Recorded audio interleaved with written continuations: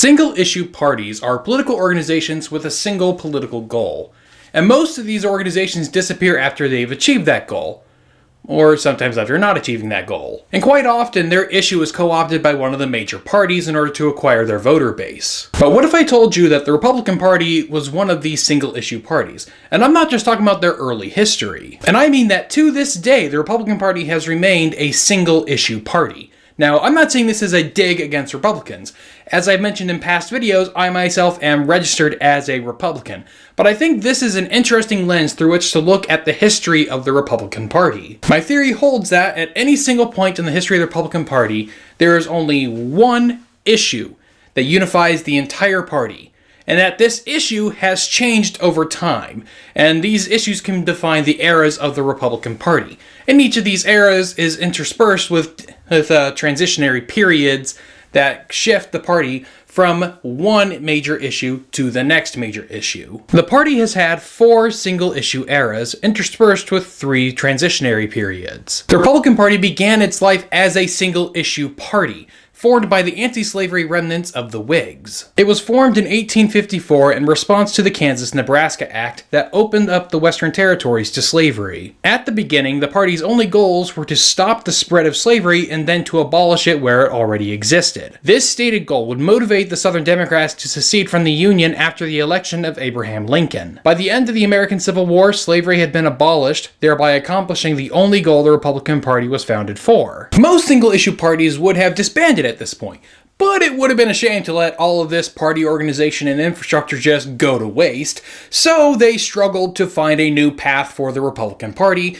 thereby leading into the first transitionary period. This transitionary period encompassed what most historians refer to as Reconstruction. During this time, you have different elements of the Republican Party battling for the new single issue to focus on. You have the radical Republicans fighting for the party to focus on civil rights, facing off against the old Whigs who wanted the party to return to protectionism. We saw both sides gain victories during this period. The radicals fought an armed conflict with the Ku Klux Klan and other paramilitary groups of the Democratic Party for the fate of the South, while the old Whigs got numerous internal infrastructure projects and tariffs passed. But despite the successes of the radical Republicans, people were growing tired of Reconstruction. It felt like everything was 1 step forward and 2 steps back. The election of 1876 would put an end to Reconstruction and the first transitionary period when the Republicans agreed to withdraw troops from the South in exchange for retaining the presidency, effectively ending Reconstruction, thereby ensuring the victory of the old Whigs. And like that, the second era of the Republican Party began, and it was an era dominated by protectionism. The protectionist era of the Republican Party would be the longest, lasting from 1877 to 1933. During this time, the Republicans sought to protect and strengthen domestic industries from foreign competitors by placing taxes on imported goods. This period also saw the rise and fall of railroads, which operated on subsidies, usually in the form of land grants. There was more profit to be made by building a railroad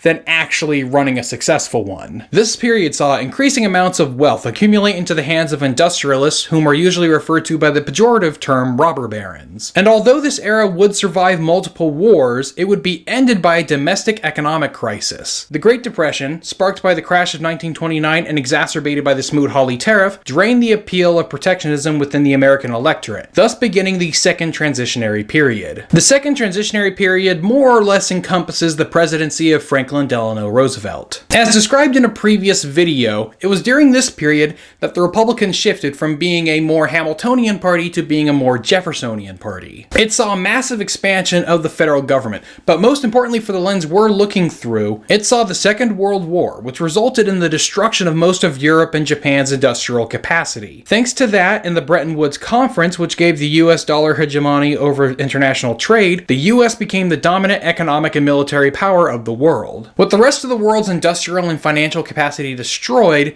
tariffs became somewhat irrelevant. There was no one left to protect your domestic industry from. This transitionary period also saw the rise of the Republican Party's third primary focus, communism and the Soviet Union. The 1930s through World War II saw the rise of the Soviet Union and its eventual dominance over Eastern Europe. Bolshevism had spread across Europe, and now it had its eyes on the soon-to-be former colonies of Europe. During this period, the Republican Party's main focus shifted from domestic issues to foreign policy. The US sought to stop the spread spread of communism at home and abroad. This period encapsulates most of the Cold War, but the transitionary period would begin in 1981. Though anti-communism was still a big issue for the Republicans in the 1980s, a new issue began to assert itself. Under the leadership of Ronald Reagan, the anti-tax faction of the Republicans began to rise. It wasn't enough to stop political communism abroad. We also needed to stop big government here at home.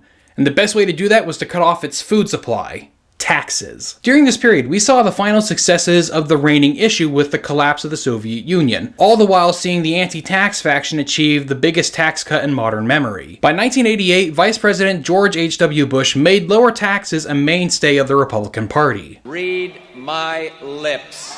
No new taxes. The third transitionary period would end in 1993 after Bush the Elder broke the promise, which caused a bunch of Republicans to vote for Ross Perot in 1992. That was the true sign that lowering taxes had become the MO of the Republican Party, and it has remained so ever since. So what may the future hold for the Republican Party, you ask?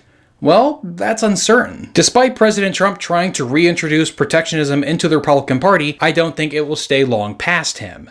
That is so Protectionism. Trump. Stop trying to make Protectionism. happen. It's not going to happen. I see lowering taxes remaining the primary issue of the Republican Party for the foreseeable future, especially considering the direction the Democratic Party is headed in. The three previous uniting issues, slavery, protectionism, and the Soviet Union, all became politically irrelevant because nationwide consensuses were reached on those issues. The major parties both agree that slavery should remain banned and that protectionism is unnecessary when you are the strongest economy in the world. And anti-communism became irrelevant with the collapse of the Soviet Union. So the only way lowering taxes will cease to be the single issue for the Republican Party is if some national consensus is reached on that issue. And I don't see that happening anytime soon, especially because the Democratic Party is marching headlong into becoming an openly socialist party, which will require them to push for even higher taxes. So what do you guys think? Is this a useful lens at which to look at the political history of the United States? Let me know down in the comments below. I would like to thank my patrons for helping make this video possible, especially my executive producer, Leo Hawkhauser. Thanks to you, I can continue to make these videos for people to learn from and enjoy. If you would like to become a patron, then you can go to patreon.com/GrantHurst and learn how. And you can get special perks for becoming a patron, such as getting to see videos early or having your name in the end credits of videos. Click that bell icon and the subscribe button to make sure you never miss a video. Thanks for watching, and I'll see you next time.